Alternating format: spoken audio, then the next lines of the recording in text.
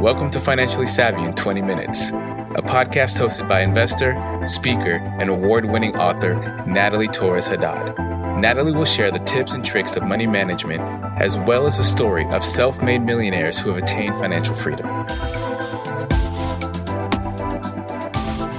Welcome to Financially Savvy in 20 Minutes. I'm here with the one and only Patrick Grace, owner of many businesses, but his expertise lies on real estate, growing up in Hawaii, and now living in Kansas City. You can get all his information on the website. Pat, thanks for being here. Thank you. The first question that we wanted to ask you is, what was that one check that changed your thinking about no longer working from a 9 to 5? Do you remember how much that was, or cash? Yeah, it was so it was a $9,000 check, and the story behind it was it was my first rehab property that I actually purchased, rehabbed, and flipped, and it took me almost 9 months. My 6-month loan expired. I had to renew. I was playing football. I tore my ACL. The first $15,000 I paid to the contractor. I never seen him again. I mean, there was so many things that went wrong with this deal. And I was still working 9 to 5. My wife was working. We were still working at Olive Garden on the weekends. And I was flipping this house. And I screwed everything up, made tons of mistakes. And I sold the house and made $9,000 even after all that crap, And I was like, man, if I was to just focus on this and actually, 100% laser focused on it, I would just kill it. I knew I would. So wow, $9,000. So how much would you've had to work on your regular day jobs in order to make those $9,000? Right. So that's the thing is I was making, I had a degree in sociology and criminal justice. I was doing juvenile probation and parole, and I was bringing home maybe $2,000 a month. Wow. So for me to make $9,000 on a W-2 job would have took me, 4 months, 5 months. And what came with that for you as far as, you're switching over to, working on rehabs. And like you said, you did a lot of mistakes, but what changed from you as far as doing, obviously, the 9 to 5 at the time, but you didn't have previous experience in real estate. What made you feel you would be good at this? For me, I've always been good at surrounding myself with smart people and good people. Like, I might not be the smartest guy, but I can go find that guy and at least sell him on being on my team. So that's kind of what I did with real estate. I just got around some pretty good guys and some guys with some money. And, I just started creating rehab teams and real estate teams and property management teams, and just started growing these ancillary companies, as the investors would come through, So this whole thing started with me and my wife just doing everything by ourselves, for ourselves. Oh, and for those that probably heard these little steps in the background, that was his wife walking through. So there's definitely we're going to have to interview her as well. But yeah, you're right. It was something that you started from your home and grown to how many employees now? Oh, man, we'll kick out over 500 1099s this year. Wow. So maybe not employees, but they're catching income, they're raising families, they're paying bills with money that we're paying them. Right. And you come from a humble beginning. It wasn't something like you obviously learned from generations prior. Can you, for someone that's listening, can you tell them what was your feelings around money as a kid? What makes you who you are now today? So it was probably my mom. She was she's real, just strict, and we didn't have a lot of money. We came from Pearl City, Hawaii. Right in the middle of the island. Not poor, but not, it wasn't rich. But she was just real strict with money. She would pay me an allowance, and if I was out of money by Wednesday, I had to wait till the next week, no matter what. So I feel like I learned how to budget and be real good with money just from growing up. And, that was back in the day, you get $20 a week.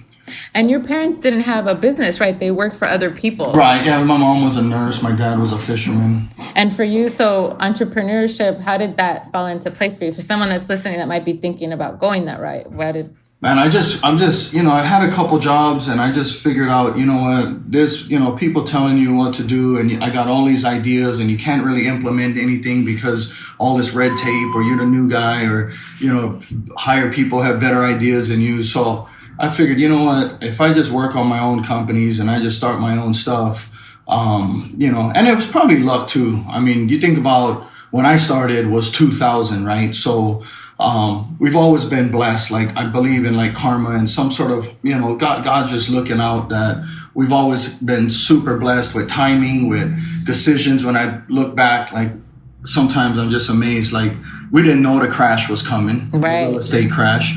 At that time, we had 100 properties, and in 2007 of February, I sell maybe 90 of them. So, and then Lehman Brothers goes out of business in August, right? So you want to talk about liquidation on a bubble. I mean, it happened. And you were exposed to different cycles. You just said you were part of the crash. You were there before the crash. Obviously, you now sustain a huge business now well into 2018. What would you have told yourself maybe right during that crash when you were just starting out in your business? Oh, well, that's always the best time to start, right?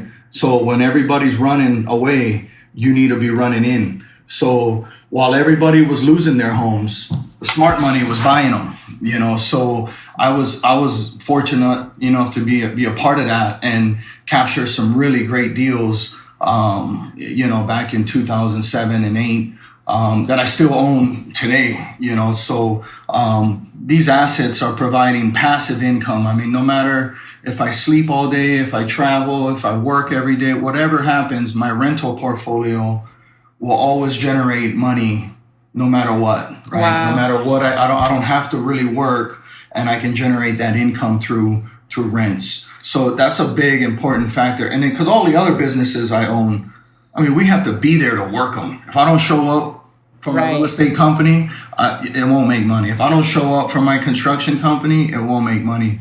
But the rentals, you don't really have to show up, And that's the idea, that most people want to have some kind of passive income that they don't have to work at, like you just said, a day-to-day thing. For you, do you ever feel, obviously there's always hurdles or clients or tenants that are headaches that you deal with, but do you think it's worth it? And if so, is there ever a time where you're like, I want to quit? So, I mean, right now, the big stressor for me right now is not really managing the day-to-day tenants. It's more like managing 6 or 7 companies and employees, and issues with employees and the IRS and, big stuff like that. But yeah, I mean, I know my employees who deal with the tenants every day. I mean, they cry sometimes. It can get stressful, and, it's hard being, especially in the property management business, because you have so many customers. Like, your client is the owner, your client is the tenant, so you've got to work kind of both angles, and you got to kind of be that middle person that just gets yelled at from both sides. So it can get pretty frustrating. But in the grand scheme of what we're doing, the property management is probably the most important company, right? That's the company that manages all the assets. And when you have we got 800 homes in that management company. So every month there's 30, 40 people moving out. We got to get those homes ready. So my construction company can handle all those jobs, maintenance, so it was just me sitting down figuring out, I'm giving away all this money and I'm giving away all this work to other people. So that's when I said, you know what, I need to start my own construction business, hire my own people, and keep everything in-house. And you just said it. So I've seen your company grow this past 20 years. I've seen you from the beginning, and to see it's amazing where you are today. For someone that's starting out, I'm sure it was probably even overwhelming to think about running one employee and dealing with the day-to-day. Do you have a staff under you? Do you have like a personal assistant or someone that's thinking, how would I even get to that point? Yeah, so here's the hardest thing, and one of the faster you learn this, the easier your life will get.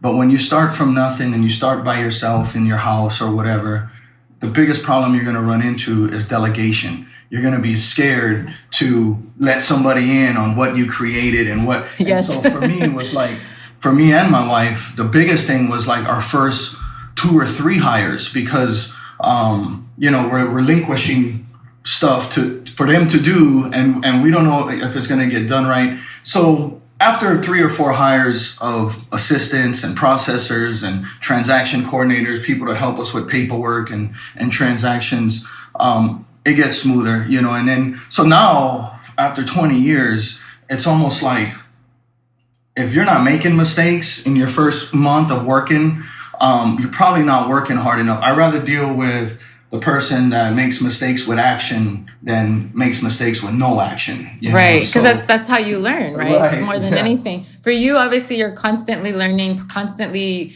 new ways to perfect your business.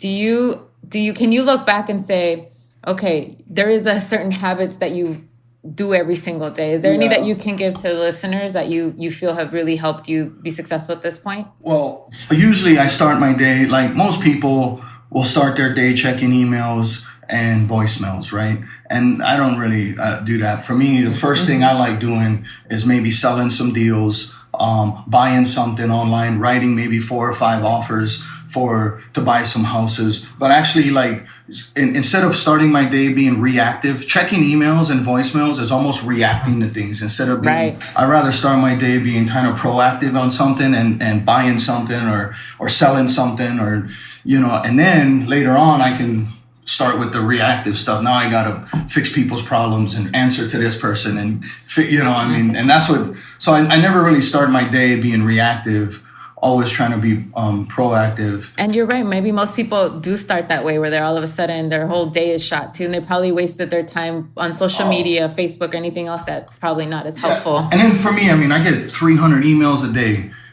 If I start firing off emails in the morning, I'll play the email game all day. You know, they'll send it back to me. I send it back to them. They send, you know, so right. For me, I like checking emails at 6, 7 o'clock when they can't send in it the back afternoon when they can't. And that's smart. And I don't know if you ever read that book, and that's so smart, because there's that book called The 4-Hour Workweek where he says, I believe it's Tim Ferriss says, don't check your emails if you are, only twice a day at the most, and do it from 11 to 4. So the fact that you're doing it at the end of the day, you say, here it is, you want the answer, and I'm sure you're straightforward. You've always been a straightforward person.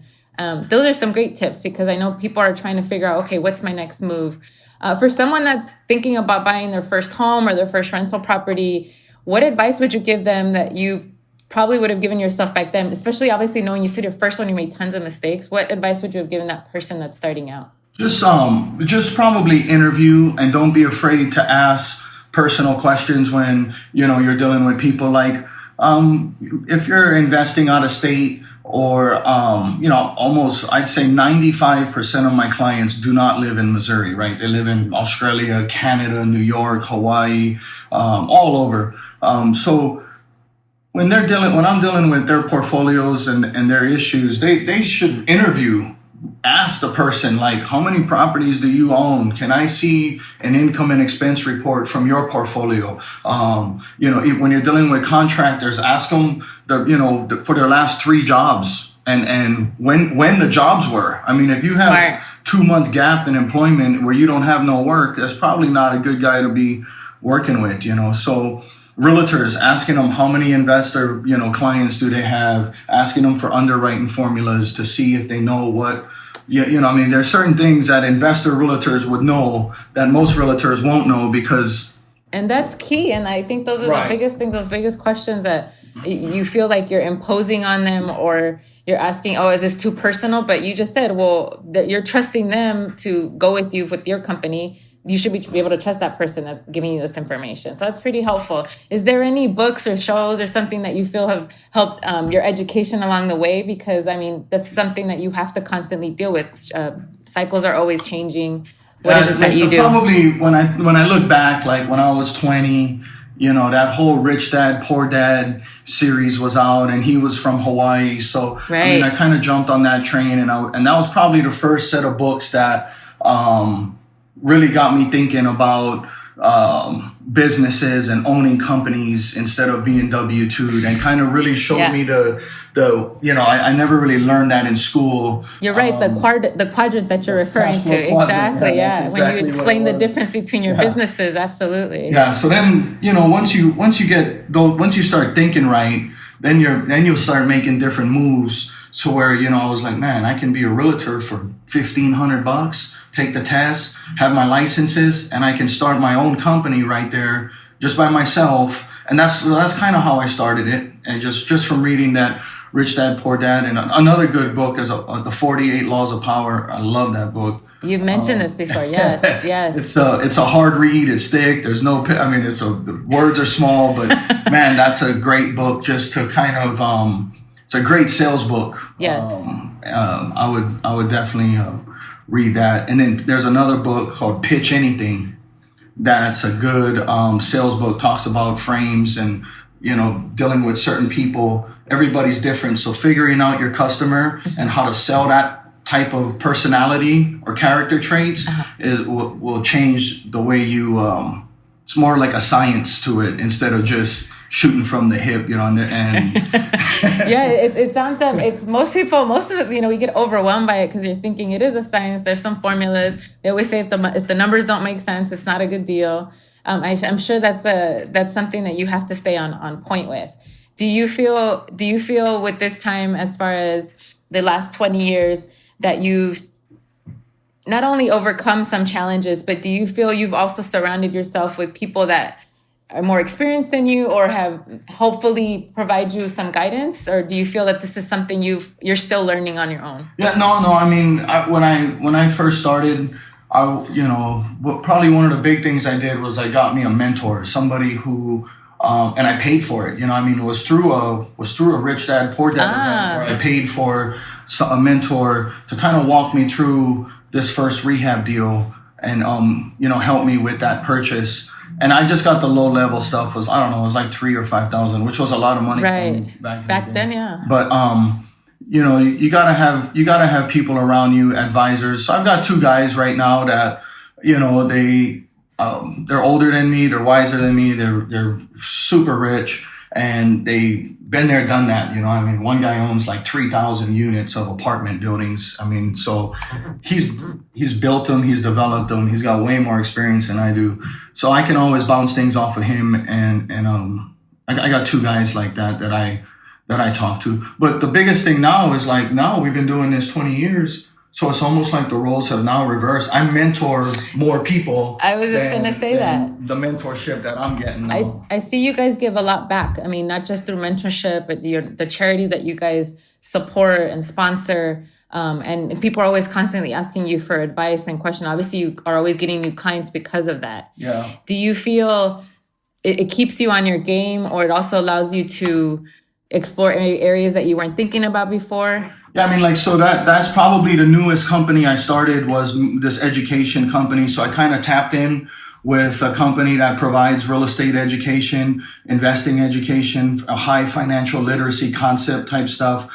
And I like their content. I like what they're about. So I kind of teamed up with them. And now that I have an education module, now I can help people get educated. We can help them buy. We can help them sell. We can help them rehab. We can help them manage. We can help disposition. So there's so many avenues of services that our companies are continually adding to, So I think that's key, is having multiple streams of income. And you're teaching your children this too. You have 3 kids, and obviously you've also helped a lot of your own family members as well.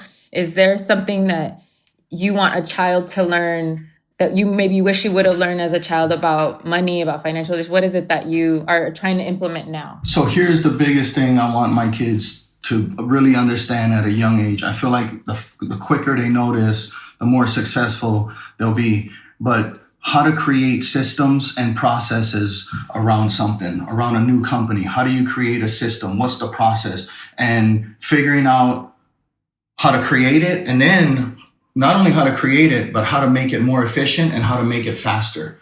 Always developing your systems and your processes on something to be better and faster. That's what I feel like the customer wants, right? They want to come to a place. I figured out real quick that investors wanted to come to a one-stop shop. They wanted to come to a place that could help them buy, sell, fix, rehab, manage everything in one, instead of going out and finding 5 different people, more work, come to one office and find everything they need. And I made it real simple for them. And that's where things kind of changed for us, big time, because now we're managing assets now we're creating portfolios and managing portfolios for over 100 people, so. Oh yeah, and these are big investors that come in and buy 20, 30 deals in one day. Or hedge funds. We've got hedge funds as clients. We've got, so it's we're managing some institutional assets. We're managing for the small mom and pop who owns one property. Right. So our customer ranges from,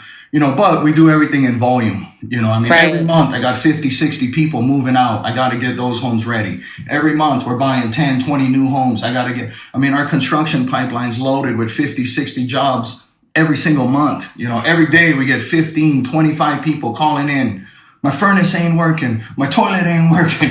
Yes. The constant love, the great and the bad about exactly owning property. It's taking a negative, right? Everybody thinks, you know what sucks? I don't want to be a landlord because I don't want to. But if you own the construction company and the calls come in, that's a whole different way of looking at it. Right. So when you're managing for yourself and you get all these problems that come in, it sucks. Like when I get a call and somebody, my house froze and all the plumbing busts and it's on my house, I'm like, man, this sucks. If it's on somebody else's house, if you own the company, that's business for the company, so it's just a different way of looking at it and a different twist on things. And that's excellent advice. And things that I feel like we're going to have to do another podcast with you, because I'm sure people are thinking, oh God, I have all these questions, not just from business point, maybe from investing to just starting a business or multiple businesses.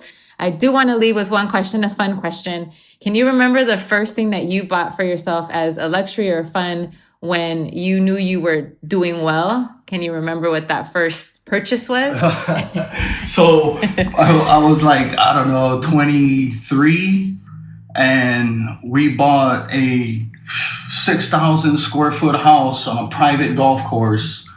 Wow. Was probably that was a unique situation for us. All our neighbors were like 50-year-olds. You were really killing it if you were 40. And me and my wife moved into this neighborhood.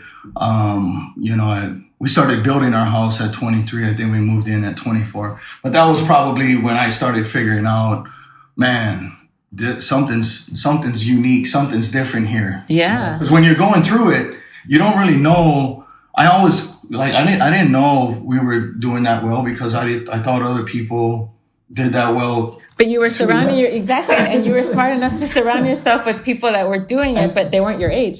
They weren't, right, but that like moving into a neighborhood like that, where now I go to the clubhouse and we're sitting here having drinks and eating dinner, and everybody who's in the clubhouse either owns a company, owns a business, they're a doctor, they're a lawyer, they're a business owner, so wow. You're just surrounded. Like my whole network just changed from arena football to business, and just who you hanging out with makes it. But if I didn't buy that house, I probably would have never been able to expose yourself to that. Yeah. Well, I think we're going to definitely have to do another follow-up, because I'm sure you have tons of lessons, experiences, mistakes, things that you've learned from. And obviously with this next coming year, a lot of people have that on their goal list or their bucket list to buy that house, buy that rental property. And so I'm sure they're going to want more information from you. What's the best way that people can contact you and your company? So patgrace.com is a website that has pretty much, everything's on that website. And then they can look up Pat Grace on Facebook. But yeah, all my contact info is at patgrace.com. Awesome. Well, thanks for being with us. And I'm sure we're going to have to do a follow-up. And for any questions, please feel free to contact us and we'll get back to you shortly.